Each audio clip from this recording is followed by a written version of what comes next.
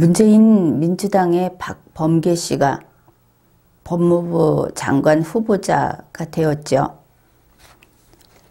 그런데 좀 신기하게도 중앙일보에서 이런 제목의 기사를 내놨습니다.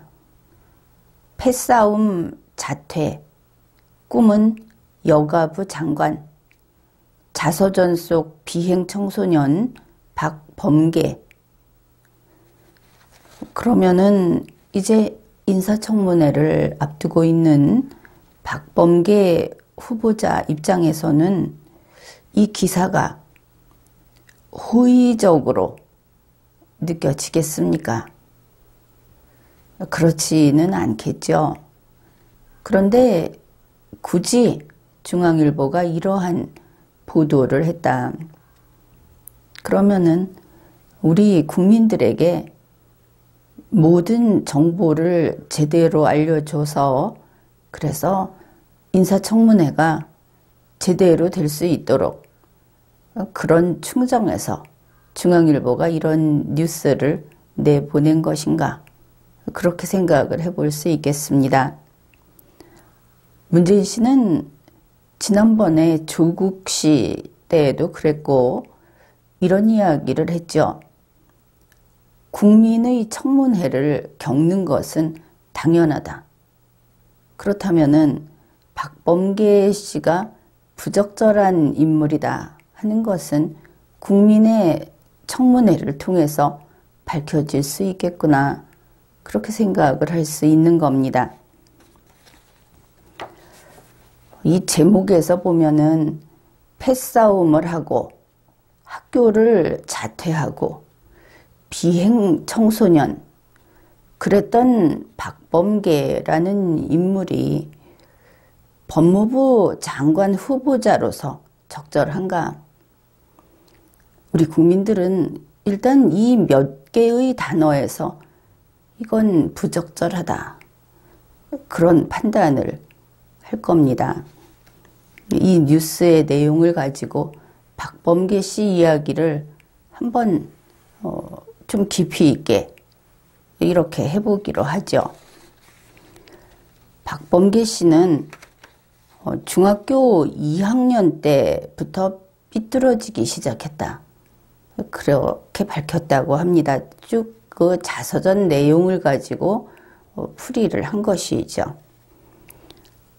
박범계 씨가 중학교 2학년 때 그랬다 했는데 그가 중학교를 졸업한 때는 1978년 2월입니다. 이 모든 어떤 정보가 그게 언제 어디에서 그런 것이 나왔나 하는 것은 아주 중요한 기준이 되죠. 그것을 참고할 필요가 있는 겁니다. 박범계 씨는 이른바 비행 청소년이었다. 그러면서 관악구 남강고등학교에서 음성 서클에 가입을 했다고 합니다. 서클 이름은 갈매기 조나단, 우리가 잘 알고 있는 책 이름이죠. 그런데 그게 음성 서클이라고 합니다. 그러면 거기서 무엇을 하였는가? 보면은 집단 패싸움을 했다고 합니다. 그런데 이 집단 패싸움이 좀 심각했던 모양이죠. 그 일로 학교를 자퇴했다, 이렇게 됐기 때문에. 그러니까 자퇴를 한 시기가 1980년 2월이라고 합니다. 1978년 2월에 중학교를 졸업하고 바로 고등학교에 진학을 했겠죠. 그러면은 아마 고등학교 3학년이 되기 직전에 그 2월에 자퇴를 했다, 이렇게 보면 되겠습니다. 그런데 본인이 밝혀놓은 자기 프로필을 보게 되면 이때로부터 불과 2개월 후인 1980년 4월에 대학 입시 검정고시에 합격했다. 아무튼 그렇게 게시가 되어 있고 곳곳에 그렇게 그의 프로필이 작성이 되어 있습니다. 그런데 중앙일보는 최근에 청와대에서 인사검증을 하는 과정에서도 이 패싸움을 자퇴를 했던 1980년 2월의 이 사건, 이것이 논란이 됐다고 합니다.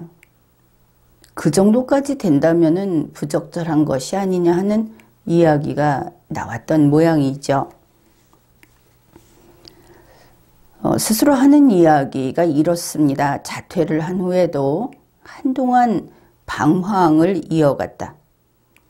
동네에서 껄렁껄렁하게 노는 선후배나 또 그런 친구들 틈에 껴서 담배 피우고 술 마시고 이제 그런 생활을 했다. 그러면 이때가 고등학교 3학년이 되었어야 할 그 무렵이 되겠죠.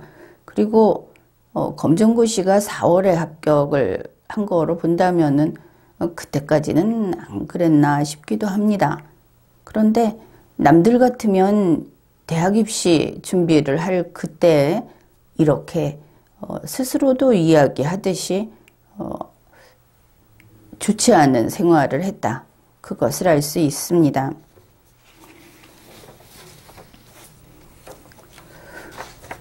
이 중앙일보 기자가 이렇게 이야기를 합니다. 정치인의 자서전은 그를 알아볼 수 있는 최고의 사료이다. 역사 자료 이런 한자를 써서 그러면서 스스로에 대한 포장을 적당히 걷어내면 저자의 알맹이가 보인다. 중앙일보에서 그렇게 이야기를 한 겁니다. 이 기사를 쓴 기자는 김기정 기자. 이제 그가 그렇게 보고 있다 하는 것을 알 수 있죠. 그런데 박범계 씨의 경우에는 이렇게 이야기를 해도 좋을 것 같다. 그렇게 보이는 것이 그 민주당에서 선거에 나갈 때라든지 당에서 어떤 심사를 할 때 자기소개서 같은 이름이 뭐 정확하지는 않지만 그런 글을 써낸 것이 있습니다. 그뿐 아니라 신문에 오마이뉴스 같은 데도 직접 원고를 보냈다든지 한 이런 기록들이 있는데 그의 글은 상당히 수다스럽습니다. 아주 수식이 많고 또 그 수식을 하는 것들이 반복되고 그러면서 대단히 운동권스러운 그런 글을 그래서 이 사람이 법관으로 재직을 했었다고 하는데 법관이 이런 문서를 작성하면 상당히 곤란하겠구나. 그게 뭐냐 하면은 밖에서 볼 때는 글을 노동계 쪽에서 어떤 경문을 쓴다든지 할 때 보면은 아주 분노하고 또 여러 가지 기복이 심한 감정을 표현한 그런 글들이 있죠. 좀 그런 식의 글을 쓰더라. 이런 것을 알 수 있습니다. 보통 공무원이라든지 이런 공식 문서는 최대한 깔끔하게 그리고 간결하게 써야 하는데 거기에 비하면 박범계 씨는 만연체를 즐겨 쓴다. 그리고 일반적인 매끄러운 그런 문장을 쓰는 것이 아니고 크림이 듬뿍 발라진 양념이 줄줄 흐를 정도로 발라진 이런 음식에 비한다면 이런 식의 글을 쓰는 사람이라는 것을 이제 우리가 확인해 보면은 알 수 있습니다. 그래서 최소한 이 자서전은 본인이 쓰지 않았을까 그렇게 볼 수 있겠죠. 상당수의 정치인들은 자서전을 자기가 쓰지 않습니다. 그래서 이 기자가 얘기하는 것만큼의 가치도 없는 그냥 거의 쓰레기다. 이렇게 표현을 해도 좋겠습니다. 그런 것을 읽는다는 것은 우리의 인생을 낭비하는 것이죠.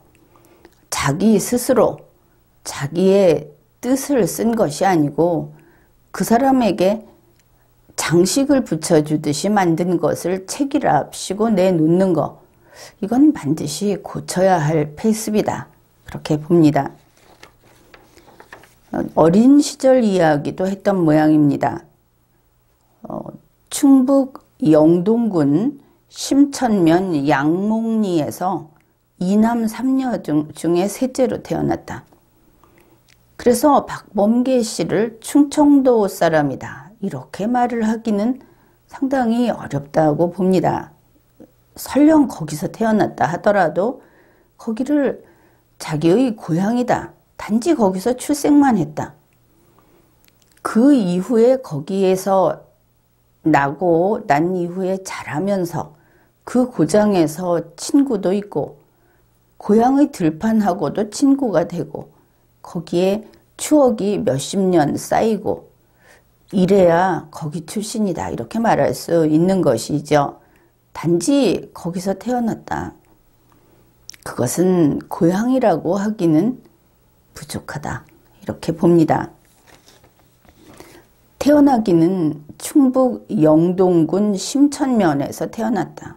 그런데 국민학교 5학년 때 서울로 이사를 합니다.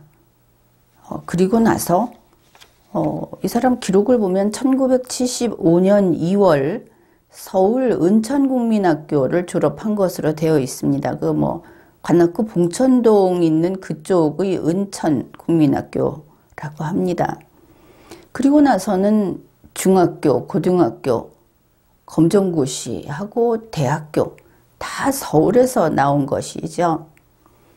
어른이 되고 나서 그 다음 사회생활도 거의 이런 식으로 했다. 물론 이제 법관이 돼서 발령이 나는데 갔겠지만 아무튼 그는 충청도에서 주로 생활을 한 나서 자란 사람은 아니다. 이것을 알 수 있습니다. 게다가 이제 편모 가정이라고 할 수 있는 것이 박범계 어린이가 중학교 이때도 어린이라고 해야 할지 모르겠는데 중학교 2학년 때 그때가 아버지를 본 게 마지막이라고 합니다. 그러니까 집을 나가서 어릴 때도 집에 같이 부모가 같이 거주한 것이 아니고 아버지가 집에 좀 있다가 나가고 또 떠돌다가 잠시 들리고 그랬다고 하는데 중학교 2학년 이후로는 돌아오지 않았다는 것이죠. 그러니까 편모 가정에서 자랐다. 이렇게 말을 할 수 있겠습니다. 이 서울 생활이라고 하는 것이 구체적인 것은 나중에 이야기를 하죠. 그러면서 이제 이때 이 자서전을 낼 때가 2008년쯤이죠. 그때 꼭 이루고 싶은 꿈이 있다. 그게 여성가족부 장관이 되는 거다. 이렇게 했다고 합니다. 여성가족부 장관 하면은 참 어울리지 않죠. 어떻든 참 특이한 남자다. 그렇게 볼 수 있겠습니다. 그런데 최근에 뉴스를 보면 박범계 후보자하고 관련해서는 계속 이 사람이 폭행을 했다. 폭행하고 어떤 연루가 돼 있다. 그런 게 나옵니다. 그런데 이 뉴스를 보면은 그게 갑작스러운 어떤 우발적인 게 아니고 원래 폭력 서클에 계속 몸담고 있었다. 그 어린 시절부터 중학교 때도 싸움질을 했다고 하고 고등학교 때도 집단 패싸움을 하는 그런 학생 중에서는 조직폭력배 이렇게 말을 할 수도 있을지 모르겠는데 하여튼 폭력에 몸을 담그고 있었던 아주 특이한 청소년이었다. 이렇게 볼 수 있겠죠. 그래도 운이 좋은 것이 그게 바로 무슨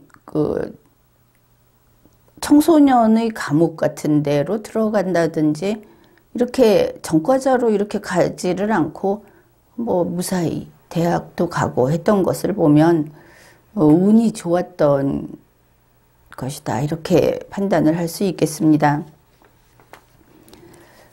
그래서 집단 패싸움을 하고 자퇴를 했을 때 얘기입니다. 그 자퇴 소식을 들은 할아버지가 이 집에서 이제 가장이 할아버지였던 것을 알 수 있죠. 이때 할아버지가 이제 자식 농사가 다 틀렸다. 모든 희망이 다 무너졌다. 이러면서 그 머리를 벽에다 대고 탄식을 했다. 이게 이번에 나온 중앙일보 뉴스입니다. 그런데 민주당에다가 박범계 씨가 써놓은 그 글을 보면 그러게 할아버지가 벽에 머리를 대고 탄식했다 하는 게 조금 어설픈 묘사다. 이런 생각을 했는데 그 민주당에다 쓴 글에는 이렇게 되어 있습니다. 할아버지가 벽에 머리를 찌우면서 낙심한 모습을 보였다. 뭐 그런 거 있지 않습니까? 옛 그 어른들이 내가 죽어야지 이제 살아서 뭐하냐 뭐 이런 그런데 이것을 보고 그 박범계 씨가 이제 그 얘기를 듣고 뭐 깨달음을 얻었다 이런 얘기를 하는데 이 할아버지가 참 교육에 신경을 참 많이 쓰시지 않았나 이렇게 보입니다. 그 박범계 씨의 할아버지가 일주일에 한 번씩 그 집으로 찾아오셨다. 이제 대학생이 됐을 때 그 일이 있고 나서 이제 대학생이 됐을 때 찾아왔다 그러는데 이것도 글이 왔다 갔다 합니다. 학교로 찾아왔다.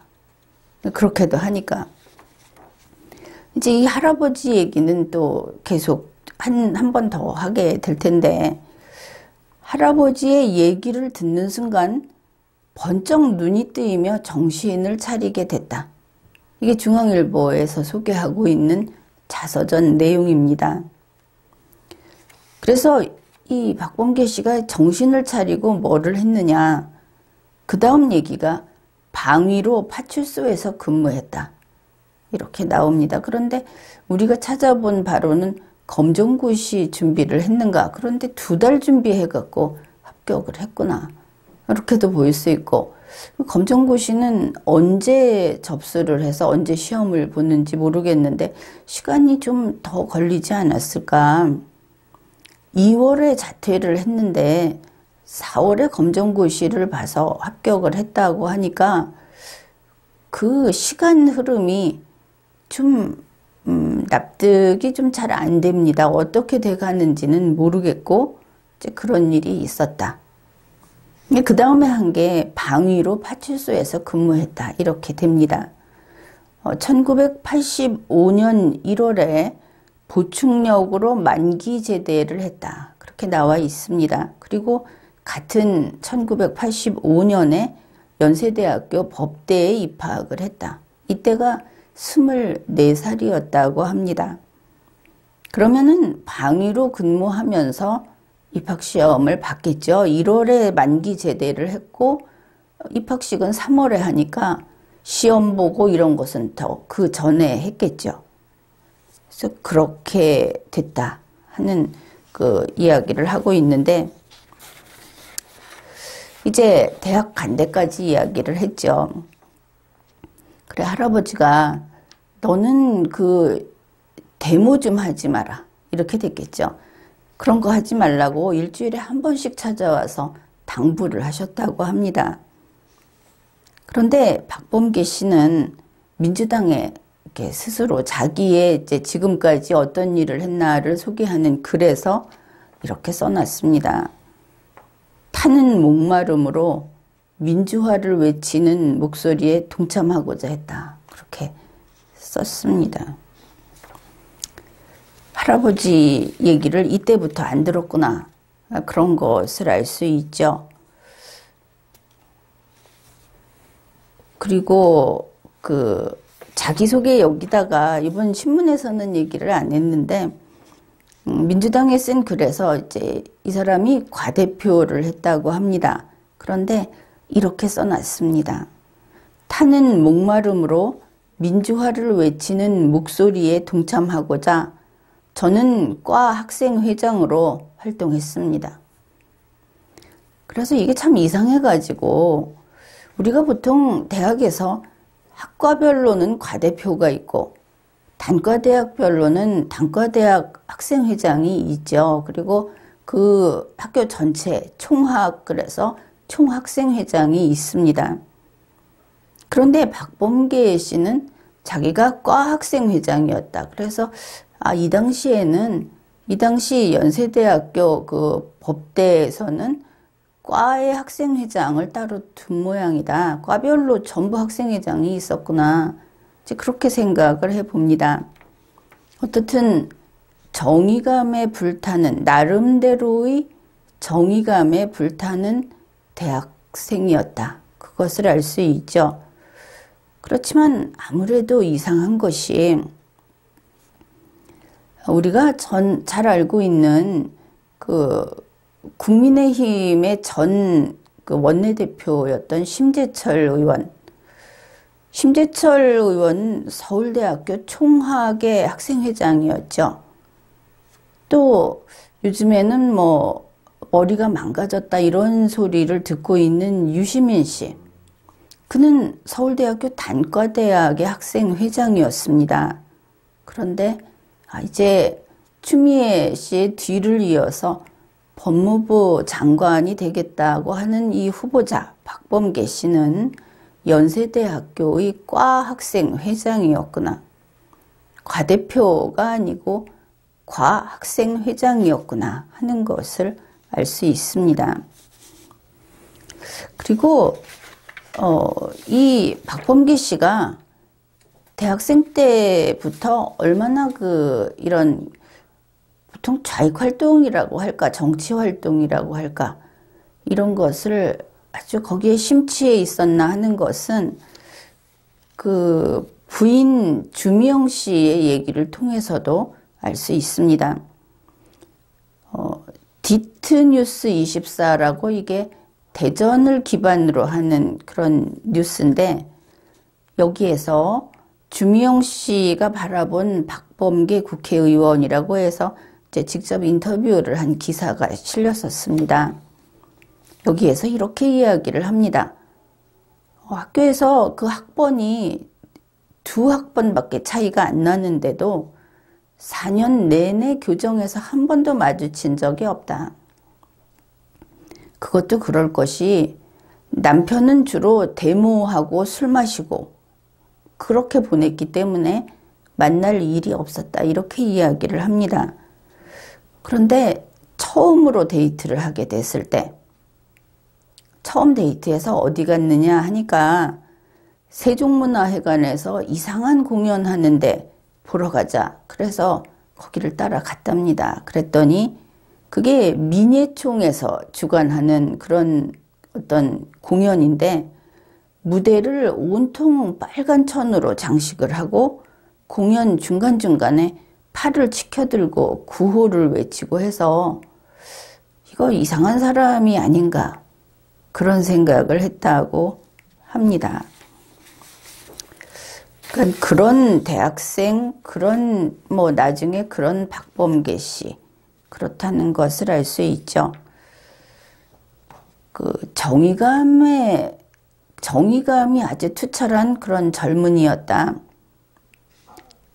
그런데 이게 나중에 이 사람의 어떤 직업 세계까지 계속 이어집니다. 이게 우리 대한민국의 어떤 환경적인 취약성, 열악함, 그렇게 이야기를 할 수 있는데, 대학 시절에 이런 식으로 학생을 학교에서 제대로 교육을 시키지 못하고 그저 망아지처럼 제 맘대로, 그래서 그 소그룹들이, 그러니까 중학교 고등학교에서 뭐라고 할까요? 그 비밀 그룹 같은 데서 폭력 집단이 생기듯이 대학에서도 이런 식으로, 설령 그게 학생회 조직이라고 하더라도 이때부터는 공부하는 학생은 공부하고 이런 거 하는 학생은 이런 거 하고 그렇게 나뉘었죠. 그런데 이 사람들을 학교에서 성적이라든지 학교 출석하는 거라든지 이런 걸 통해서 제대로 관리를 해가지고 학생 생활을 성실히 못하면 퇴학 처분을 한다든지, 아니면은 낙제를 시켜서 제대로 학습할 기회를 준다든지 뭐 이래야 되는데, 사실 상황은 정확히는 모르겠지만 이런 교육은 안 된다고 봅니다. 대학생이 대학생으로서 해야 할 학습을 하고 자기 훈련을 하고 개발을 하지 못하고 그 시절에 사회활동을 했다면 대학을 떠나야 하겠죠. 당연한 거 아닙니까? 우리나라는 이게 불분명합니다. 그냥 이름을 걸쳐놓고 딴짓했는데 그거를 나중에 경력으로 쳐준다. 이게 이제 개인에게 있어서도 불행입니다. 국가 전체로 봤을 때도 인재 양성에서 실패한 것이고, 어떻든 그가 법관이 됐으면 된 거 아니냐 이렇게 이야기할지 모르겠는데, 바로 그 부분이 대한민국 사법부가 실패한 부분이다. 이렇게 이야기를 하겠습니다.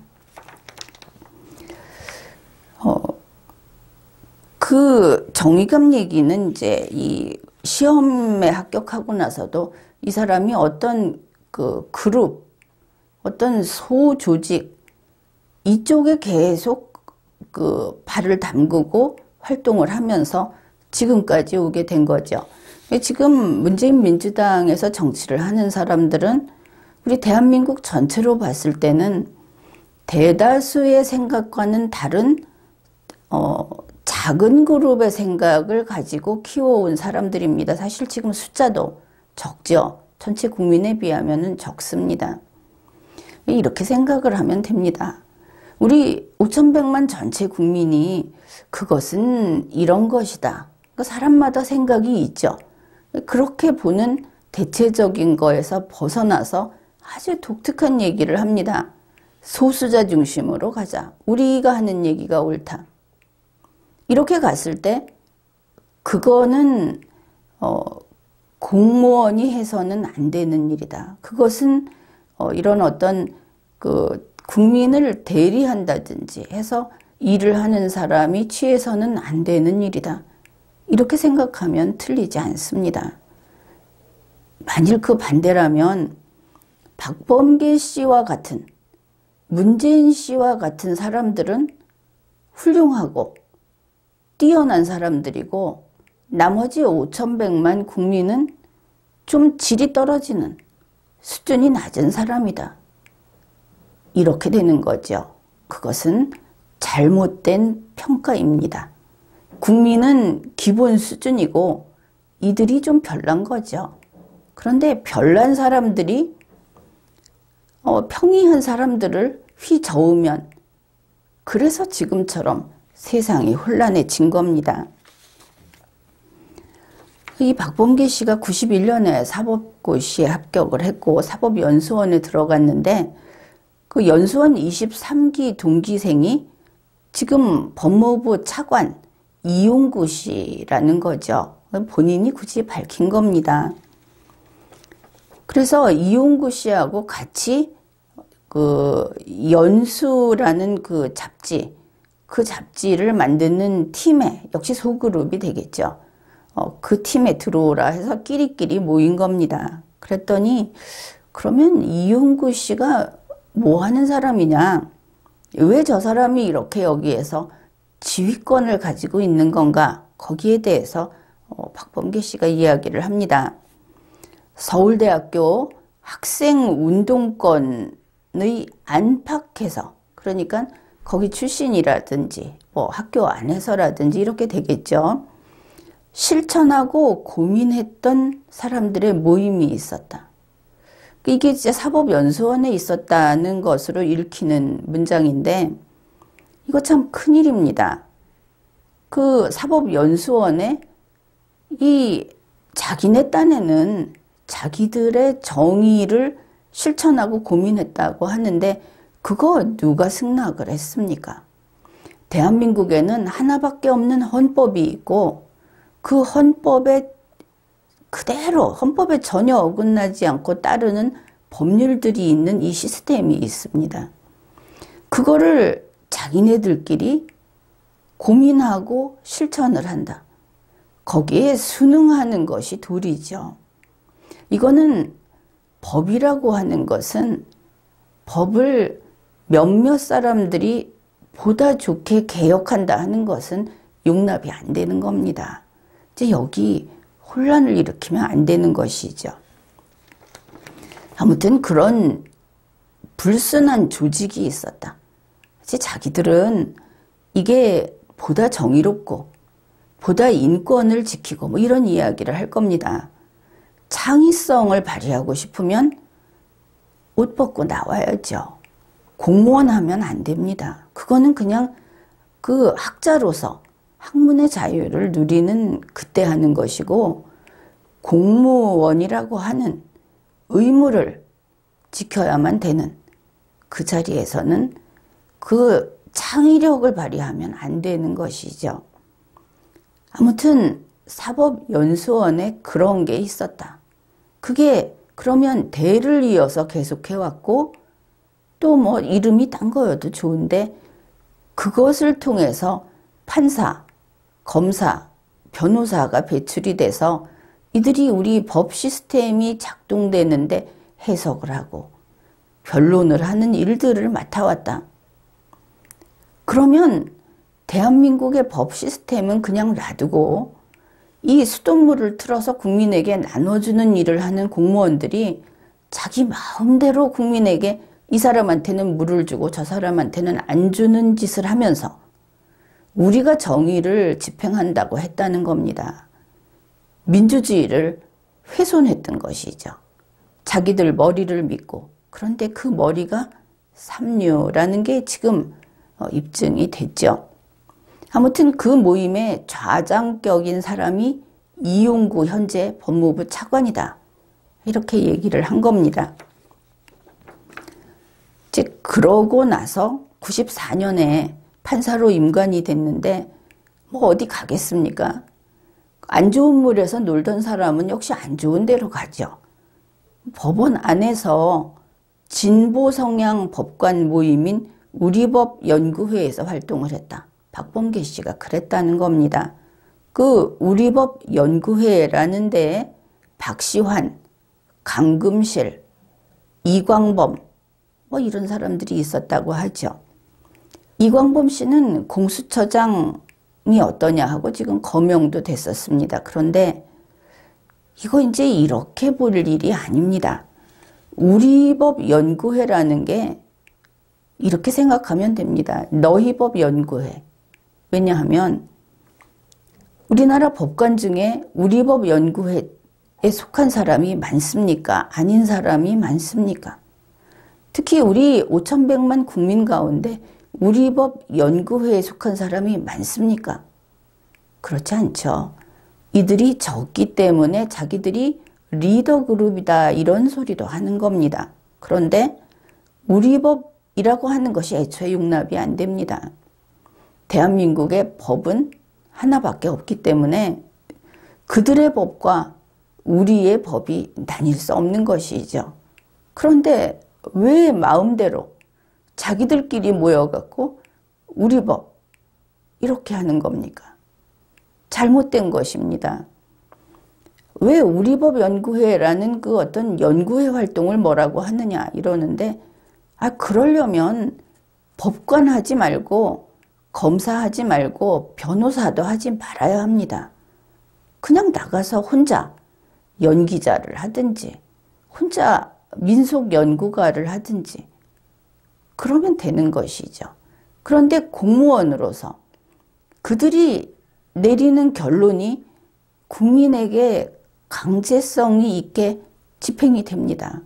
그 자리에 가서 제 맘대로 하면 큰일 나는 거죠. 이걸 우리가 몇십 년을 당해온 겁니다. 이 우리법연구회라고 하는 거, 이거 이제 확실히 발본색원을 해야 합니다. 이미 뭐 거의 흩어지고 이제 모습을 바꿨죠. 바이러스가 모습을 바꾸듯이 이 조직도 모습을 바꿨습니다. 그러나 우리는 그 단백질의 구성, 그걸 찾아서 정말 뿌리 뽑아야 하는 것이죠. 이게 뭐냐 하면은 사법부 안에 있는 반자유민주주의 세력입니다. 이들이 자유민주주의에 반대하는 것은 이제 본인들도 인정하죠. 어떻게 사법부 안에 반자유민주주의 세력이 들어앉아 있느냐. 우리가 공산주의 그러면은 시뻘건 공산주의만 생각하는데 우리 대한민국 헌법의 자유민주주의를 부정하는 이런 세력들, 이게 공산주의입니다. 이들이 우리 사법부에 있고 이들이 변호사 그룹이 있다. 용납이 안 되는 것이죠. 대한민국이 흔들리는 것은 이런 적대 세력들을 안에 품고 있기 때문입니다. 그들이 공무원을 하고 있기 때문인 것이죠. 이거 대단히 중요하고 또 그리고 대한민국이 이렇게 위태로워진 출발이다. 그렇게 볼 수 있는 겁니다. 그래서 우리법 연구회 같은 데서 이러한 그 소시민적인 정의를 추구하는데 그러다 보면 우리 모두를 지키는 그런 조국 대한민국을 부수는 결과로 가는 것이죠. 사법부의 죄가 그래서 크다. 이들을 남겨둔 죄에 대해서는 책임을 반드시 물어야 한다. 이렇게 봅니다. 이제 그 다음에 박범계 씨가 이제 자기가 정치계에 나온 이야기를 합니다. 여기에도 그의 그 본성이 참 잘 드러나 있습니다. 그런 면에서는 중앙일보 뉴스가 우리에게 제대로 정보를 주고 있다. 그렇게 볼 수 있겠습니다. 노무현 후보자가 이제 대통령에 당선이 되고 그리고 박범계 씨가 청와대 민정2비서관으로 부임을 했다고 합니다. 그런데 박범계 씨는 이런 설명을 합니다. 청와대의 민정2비서관은 이때 특별히 만든 거다. 자기는 노무현 전 대통령에게 아주 특별한 존재였다. 이런 것이죠. 스스로 이렇게 써놨습니다. 많은 사람들이 내 능력을 칭찬했다. 급기야 노무현 대통령하고 가장 가까운 사람들인 안희정, 이광재, 이호철의 버금가는 그런 노무현 대통령의 신임을 박범계 내가 받고 있는 느낌이었다. 중앙일보는 이렇게 말한 것이 박범계 후보자 스스로의 평가이다. 이렇게 이제 거기에 수식을 더 달아놓고 있습니다. 그러니 박범계 씨의 그 사고방식이 어떤지 알겠죠. 자기가 안희정, 이광재, 이호철하고 어깨를 나란히 하는, 그래서 만일 이 사람들이 노무현 전 대통령의 후계자라면 자기도 거기에 순서가 들어있다고 그렇게 믿는 그런 착각을 하는 사람이다. 이런 사람이 좀 위험하죠. 이런 식으로 자기에 대해서 과신을 하고 있는, 자기가 자랑스러워서 못 견디는 이제 이런 사람. 뉴스를 보니 그렇다는 얘기입니다. 그런데 이 박범계 씨가 이제 그 행복이 와르르 무너지는 일이 있었죠. 굿모닝 시티 사건하고 관련해서 신문사에 여권 인사가 거기에 연루돼 있다 하는 것을 흘린 사람으로 지목을 받습니다. 그러면서 청와대의 신임을 잃었다. 이제 본인이 그렇게 봤다는 것이죠. 그러니까 이제 그 얘기를 중앙일보가 소개하는 거 조금 보기로 합시다. 박범계 씨가 술김에 전화를 받아서 시중에 이렇게 나와 있는 남들도 아는 정도의 얘기를 서로 나눴는데 그게 다음날 일면 톱 기사로 보도가 됐다. 이게 이제 2003년 7월 15일의 일입니다. 그리고 기사가 7월 16일에 나온 것이죠. 그래서 박범계 씨는 이렇게 주장을 한답니다. 곧바로 이호철 비서관하고 문재인 수석에게 정보 제공자가 나다. 이렇게 말을 했다. 그런데 여기에서 참 이렇게 말을 했다는 걸 보면 박범계 씨가 그래도 좀 순박했던가 이런 생각을 하게 됩니다. 이 좌파 계열에서는 실수라는 게 용납이 안 되죠. 그리고 이렇게 내부의 것을, 내부에 숨겨야 될 것을 밖에다가 흘려놓고, 아, 내가 술 마시고 뭐 그렇게까지는 아니고 아무튼 내가 흘렸습니다 하면은, 그러면 네가 책임지고 죽어라. 뭐 이렇게 되는 게 아예 정해진 순서이죠. 그런데 뭐 얘기를 했답니다. 그러면 박범계 씨하고 문재인 씨하고, 문재인 씨가 이걸 잊어버리고 있었다면 모르는데 이번에 기억을 해내겠죠. 이 뉴스를 보고. 문재인 씨는 이런 사람을 다시 쓰면 자기가 어느 순간에 죽을지 모른다는 것을 아는 그런 변호사입니다. 항상 하는 이야기가 악마는 디테일에 있다. 그만큼 긴장하고 있는 것이죠. 뭐 지금은 이제 그 지력이 떨어져서 잘 못 챙기는지는 모르겠지만, 적어도 법무부 장관감으로 이런 사람을, 한 번 배신했던 사람을 들여놓는 것은 그러면 뭐 자업자득이죠. 분명히 이 사실을 안다면 문재인 씨는 박범계 씨를 좋아하지 않을 것이다. 그건 누구나 짐작할 수 있는 일입니다. 이제 박범계 씨가 한 얘기입니다. 하지만 돌이킬 수 없는 일이었다. 그 사건으로 노무현 대통령은 매우 화를 내셨다. 박범계의 경솔함과 공명심, 출세하고자 하는 욕심이 참 강렬한 걸 느끼죠. 그것 때문에 많은 실망을 하셨던 것 같다. 이렇게 썼습니다. 그런데 박범계 씨는 윗사람이, 특히 이 사회에서 정치적으로, 이들은 또 그 사회 개혁을 한다는 사람들이죠. 그들에게 어떤 인정과 이해를 기대한다는 것이 덜 떨어진 겁니다. 그런 일은 없죠. 아무튼 이때가 2003년 7월 15일, 16일인데 그때 이 사람이 민정 2비서관이 된 게 2003년 2월입니다. 그해 8월, 문제 생긴 바로 다음 달, 그때 법무비서관이 됩니다. 그게 승진은 아니었던 것 같죠. 같은 해 12월에 박범계 씨는 법무비서관을 사직을 합니다. 그리고 떠나서 변호사 개업을 합니다. 정치계를 벗어나게 되는 것이죠.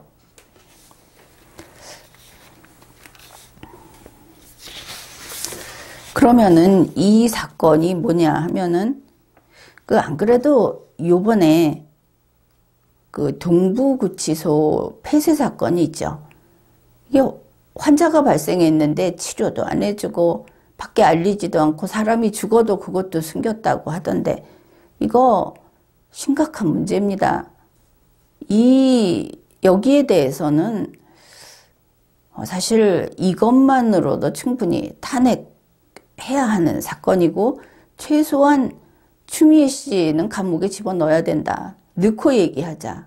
그래야 될 사건인데, 이번에 이 폐쇄 동부구치소에서 코로나 감염돼 갖고 최초로 사망한 사람, 그 사람이 윤창열 씨라고 이 굿모닝 시티 사건의 그 주인공입니다. 그런데 이제 이게 박범계 씨하고도 이렇게 관련이 있더라. 그거를 알 수 있죠. 그때 뉴스를 좀 보기로 하죠. 이거는 그 오마이뉴스에다가 그 특별 기고를 했던 건데, 이제 출발입니다. 박범계 씨가 어째서 정치권에 이렇게 들어갈 수 있었는가. 본인도 뭐 이걸 자랑스럽게 얘기를 하는데, 아주 잠깐입니다. 2002년 10월 29일에 오마이뉴스에 특별 기고를 합니다. 노무현의 신임 법률특보 박범계 전 대전지방법원 판사. 대전지방법원에 가서 근무했다는 것이 이 사람이 충청도 사람이다. 이렇게 볼 수 있는 건 아니죠. 그건 뭐 별 관계가 없습니다. 이거는 그 순환제로 돼 있으니까. 그런데 본인이 이제 여기에 자기가 어째서 노무현 대통령한테 이렇게 됐는가를 장문을 쓴 글을 보냈는데 오마이뉴스 설명이 이렇습니다. 노무현 정권에 그 청와대에 참여하게 된 동기, 그러니까 원래는 이 선거운동부터 했죠. 그게 최근 한 386 정치인의 회절을 보면서 절개를 벌였다 이렇게 보면 되겠죠. 그걸 보고 결심한 거기 때문에 이 박범계라는 인물의 특별한 정치 입문이 화제가 되고 있다. 이제 나는 지조를 지키고 충성하겠다. 김민석 씨인가 그렇죠. 그 386 정치인이 회절을 하고 나는 그럴 수 없다. 나는 노무현에게 가겠다 하고 갔다는 겁니다. 이게 이제 선전이 된 거죠. 그리고 2003년에 그 청와대에 들어갔습니다. 그런데 불과 몇 개월 만에 2003년 7월에 사고를 친 거죠. 그래서 프레시안이 2003년 7월 22일에 보도했는데 이겁니다. 동아일보하고 통화한 사람은 박범계 비서관이다. 박 비서관이 술이 취한 상태에서 그냥 그런 사실이 있다고 내용을 확인했을 뿐이다. 그 정보는 완벽한 정보를 갖다 바칠 필요는 없습니다. 이걸로 다른 사람 보고 회절했다 그러는데 자기 자신은 배신한 거죠. 그래서 이제 그게 무슨 일인가 하면은 김원기 민주당 고문, 문희상 대통령 비서실장, 이제 이런 사람을 포함한 신주류 고위 인사들이 굿모닝 시티 대표 윤창열 씨로부터 거액을 받았다. 이제 그런 내용입니다. 그런데 이게 이제 16일자 동아일보에 났는데 하루 전날인 15일에 박범계 청와대 민정 2비서관이 이 기자하고 전화통화를 했다고 확인이 됐다. 앞에서 박범계 씨가 문재인 수석에게 내가 그거 했다고 얘기했다. 그 자기 자서전에 썼다는 내용 우리 봤죠. 이제 이거는 벌써 오래전입니다. 2003년 당시의 얘기고 박범계 씨가 그 얘기를 한 것은 2008년 자서전이고 우리는 2021년 중앙일보 뉴스를 다시 보고 있는 겁니다. 이제 청와대 고위 관계자가 이 자체 조사를 했다 그러면서 박범계 비서관이 당시 술에 취한 상태에서 전화를 받았고 기자가 금품을 받았다고 하는 4명을 언급하면서 확인을 요청하니까 나도 그 이름 봤다고 얘기를 했다. 그런데 청와대에 있는 비서관은 이거 얘기하면 100% 일 저지른 거다 이렇게 보면 되겠죠. 그런데 이때 박범계 씨가 동아일보 기자하고 통화한 건 사실인데 자신의 그 보도의 진원지는 아니다. 이제 남을 이렇게 얘기를 한 것 같습니다. 그게 불분명한데 이 뉴스를 보면 나중에 이런 이야기가 나옵니다. 최초 진원지는 다른 386 출신 비서관이다. 그러니까 배신자가 한 명 더 있고 박범계 씨는 자기가 그걸 통해서 나도 그거 알고 있다는 얘기를 했는데 누가 했느냐? 박범계 씨가 동아일보 기자에게 했다. 이렇게 되겠죠. 뭐 전후 사정은 이 정도면 명백하다 이렇게 볼 수 있겠습니다. 그런데 중요한 거는 술에 취한 상태에서라는 건데 혹시 이 사람이 술을 좋아하고 술에 취해서 공무원으로서 자기의 처신을 제대로 못하는 사람이 아닌가? 이렇게 당연히 의문을 품을 수 있겠습니다. 근래에 그 뉴스에 나오고 있는 각종 폭행 사건도 혹시 술에 취해 있었는가? 본인이 술에 취했다고 변명을 했는가? 술에 취했다고 변명을 한다면 노무현 전 대통령이 대로한 아주 화를 크게 내고 그것 때문에 사실은 나중에 보면 쫓겨난 것 같죠. 이런 일이 생길 때도 술에 취해서 그런데 또 다른 폭행 사건도 술에 취해서라고 한다면 이 사람 문제 있다. 그렇게 볼 수 있겠습니다. 이 사건하고 관련해서 당시 신문에 이런 내용이 있습니다. 이거는 박범계 씨에 대한 이해하기 어렵다는 그 언론사 측의 반응입니다. 이거 입수된 진원지가, 이거 말한 진원지가 무슨 의도를 가졌는지 잘 모르겠다. 우리도 이거 뒤져보고 있다. 의심스러워서. 극단적으로 말을 하면 유인태 수석의 말처럼 음모일 수도 있고, 취재원이, 그러니까 박범계 비서관이 정의감에 불타서 이걸 밖에다가 폭로해버린 것일 수도 있고, 아니면 박범계 비서관이 정치적인 의도로 했을 수도 있다. 이게 이제 그 당시 그 언론사에서 나온, 우리도 이게 왜 이런 게 흘러나오는지 모르겠다고 했던 내용입니다. 이건 이제 프레시안이 보도를 했던 것입니다.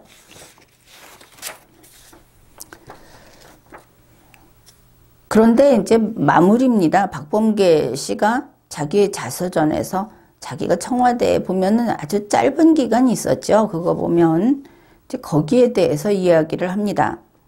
그 무렵 청와대 내부에는 권력 투쟁까지는 아니지만 충성 경쟁이 있었다. 결국은 권력 투쟁이 있었다. 그런 얘기죠. 근데 그 핵심이 문재인 수석과 이광재 국정상황실장이었다. 이 둘이 권력 투쟁을 했다.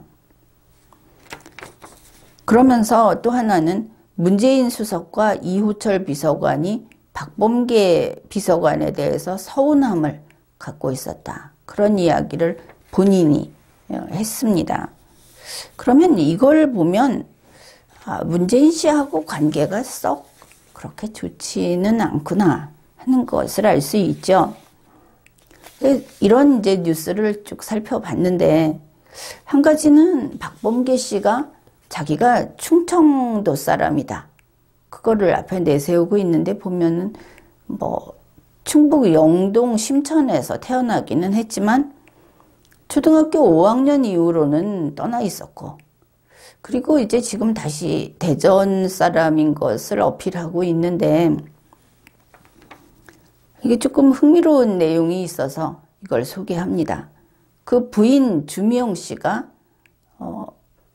기고한 그 디트뉴스 24 여기다 기고한 내용 중에 이런 게 있습니다.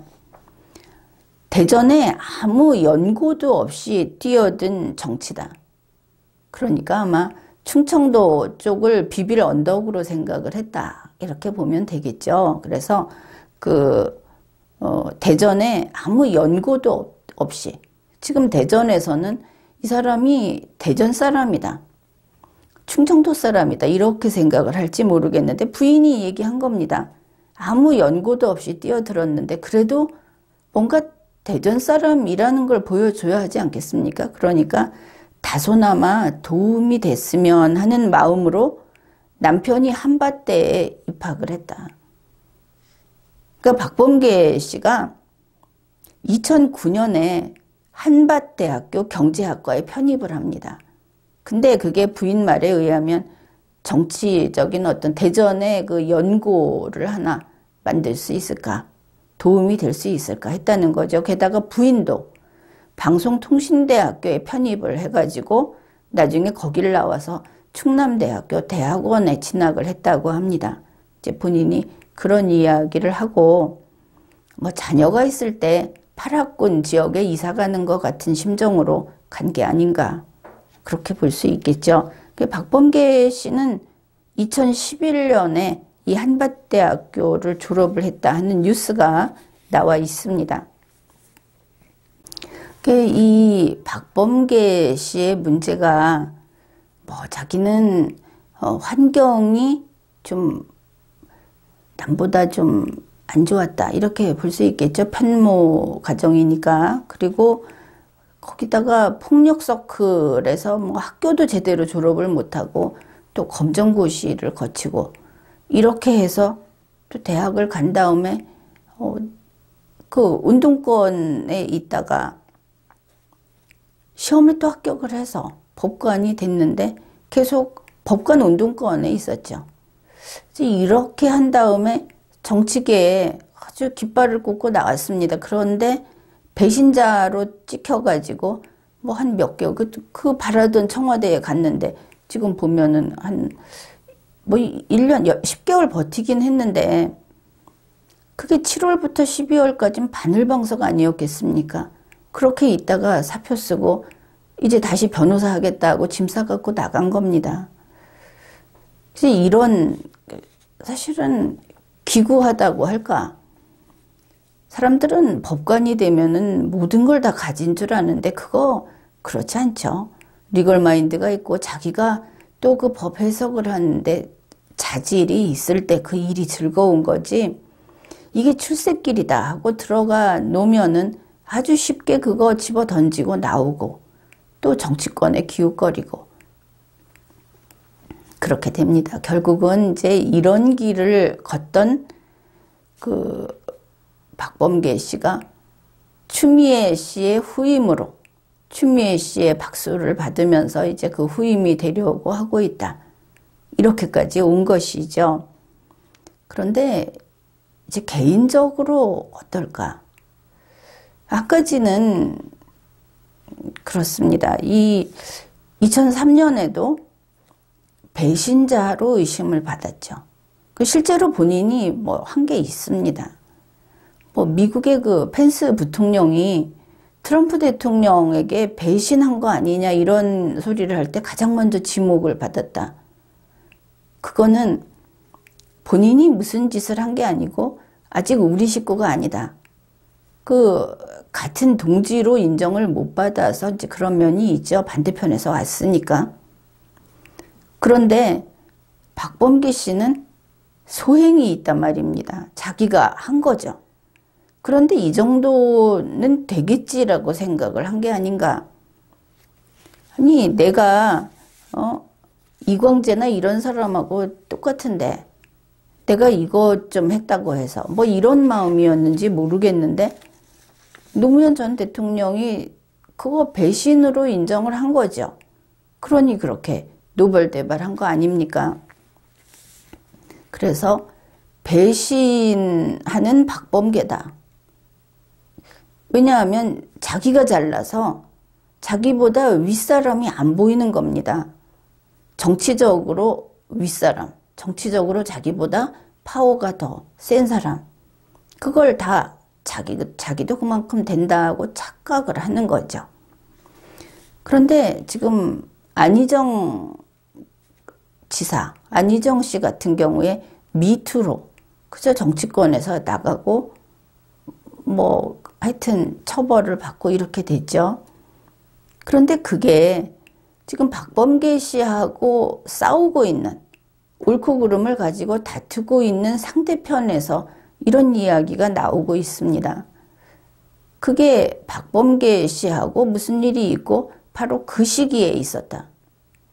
그러니까 그냥 간략히 얘기해서 이거 박범계 씨가 뭔가 한 거 아니냐. 이제 내용은 놔둡시다.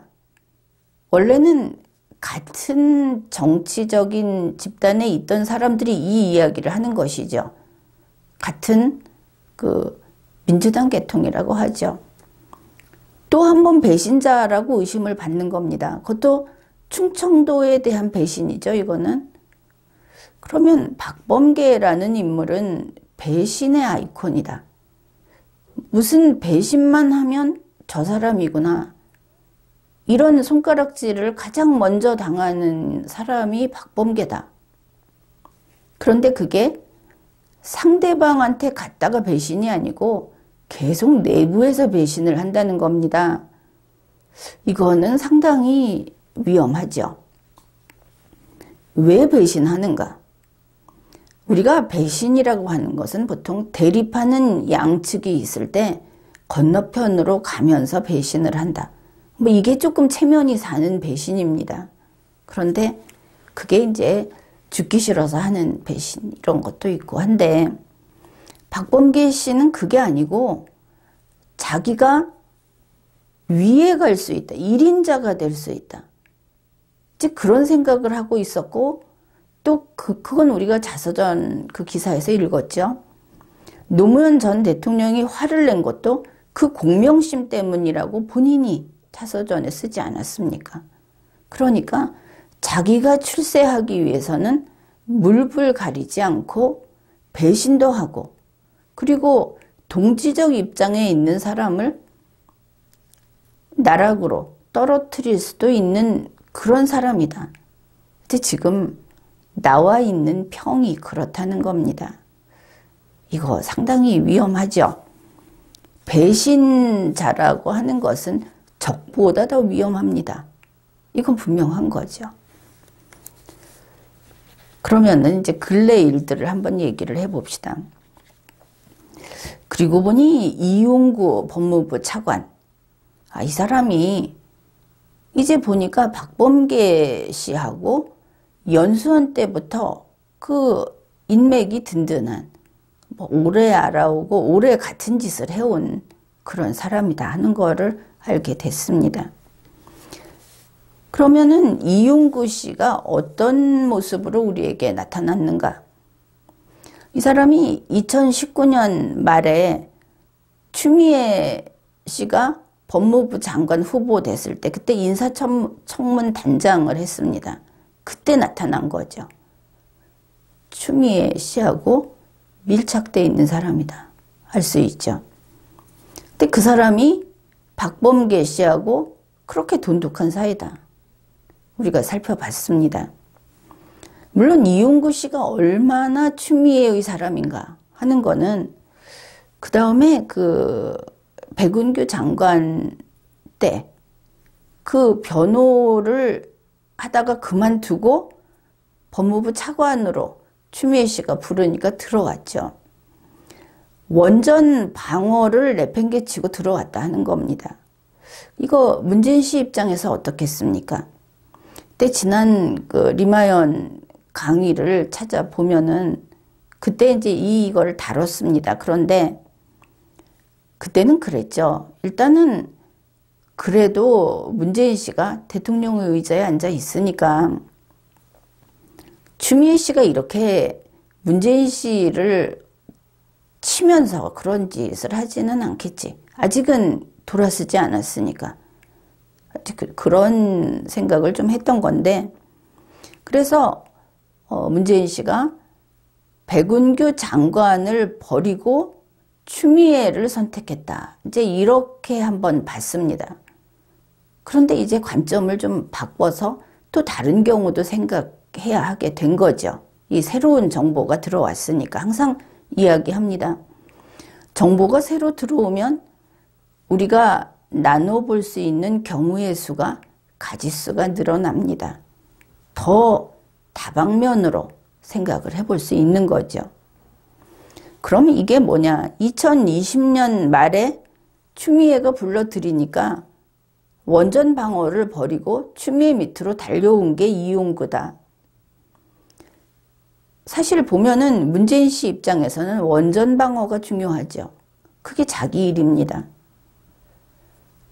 그런데 그거를 집어 던지고 추미애 쪽으로 왔다. 이용구는 추미애 사람이 분명하구나. 두 번째 확인이 되는 거죠.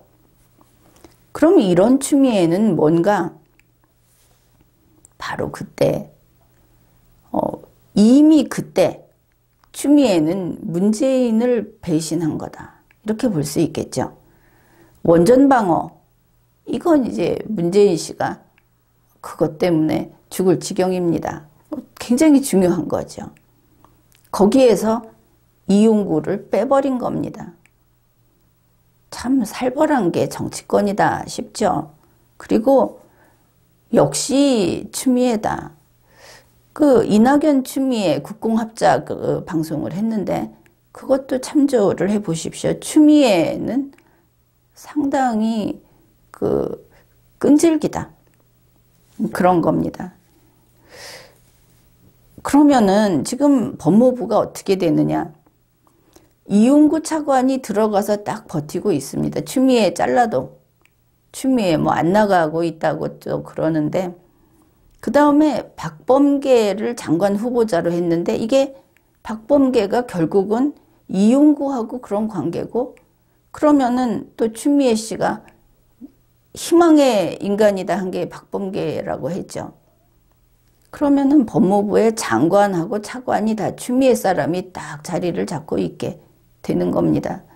이제 조국 씨 경우하고는 상당히 다르죠. 조국 씨는 자기가 떠나면 그 밑에 사람도 나중에 정리가 됐는데, 추미애 씨는 떠나면서 쇠말뚝을 2개나 박아놓고 나가는 게 됩니다. 문재인 씨가 참 큰일을 한 거죠. 그래서 장관, 차관이 전부 추미애 라인이다. 뭐 집안의 그 적군이 아지트를 차려놨다, 이렇게 되겠습니다.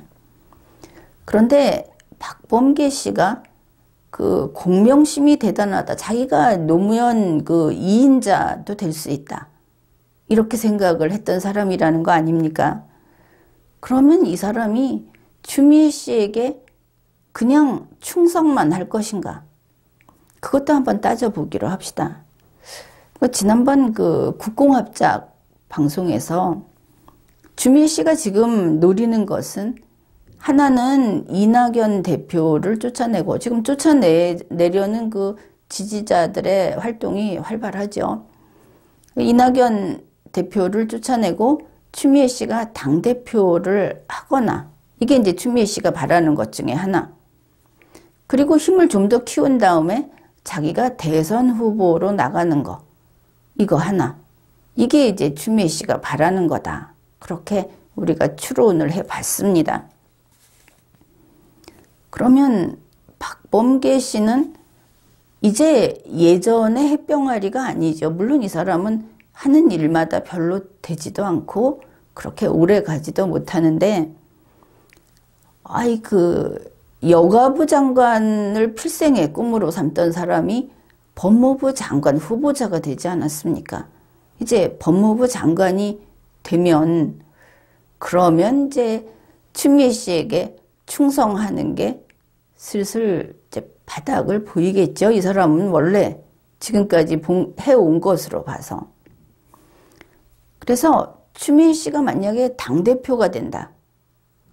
이러면은 이제 박범계 씨는 어떤 꿈을 꾸냐 하면은, 자기가 노무현도 알아준 어떤 공명심, 출세욕, 그리고 이제 자아도취 경향, 이런 게 있다는 거 우리가 알았죠. 그러면 이렇게 생각을 한다는 겁니다. 그때는 추미애 씨가 당대표면 그 다음에 자기가 당대표를 하고 그 다음에 대선 간다.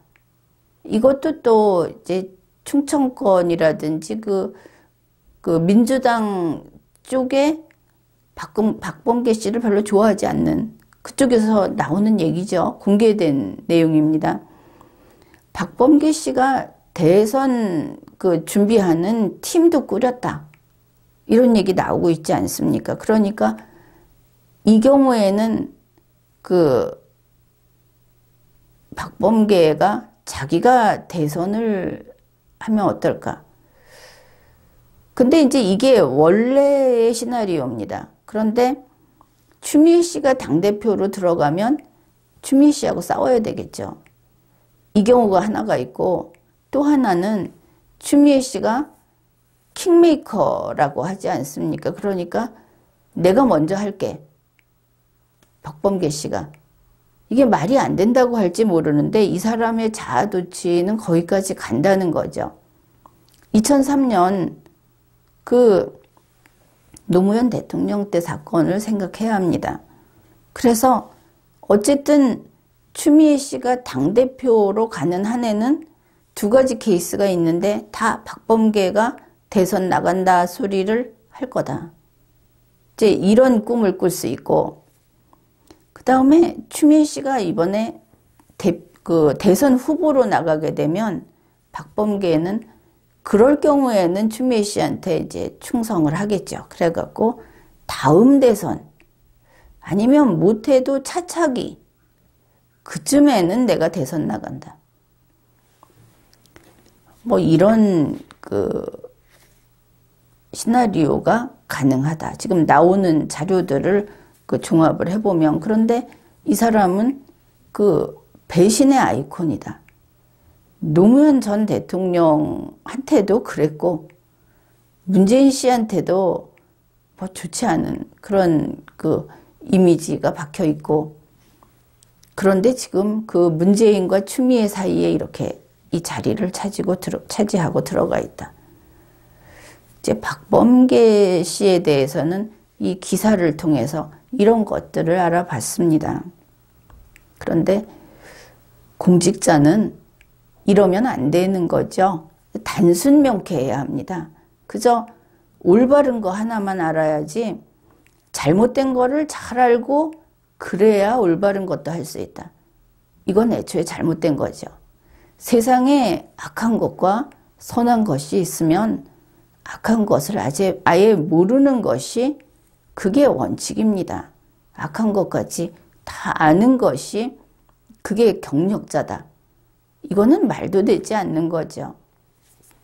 그래서 우리가 이 뉴스를 통해서 박범계 후보자가 의외로 보니까 좀 체격이 작죠. 그런데 이게 또 주먹을 쓰는, 발을 쓰는지 모르겠습니다. 그런데 아무튼 폭력 집단에 계속 몸을 담고 있었다. 학생 때 오죽하면 패싸움으로 그 학교를 그만두는 데까지 갔다. 그 다음에 이 좌파에서는 건드리지 못하는 그 노무현 전 대통령 때 거기에서 배신을 했다. 그냥 신문사에다가 전화로 얘기를 다 불었다. 그게 이제 문희상 씨를 쳤다는 거 아닙니까? 그래서 이런 하여튼 좀 기상천외의 일들을 벌이고, 그런데 이 사람이 법무부 장관 후보자까지 왔다. 근데 이게 박범계 씨의 행운인지 대한민국이 난장판이 된 건지 쉽게 이야기할 일은 아닌 것 같습니다. 지금까지 리걸마인드 연구소였습니다.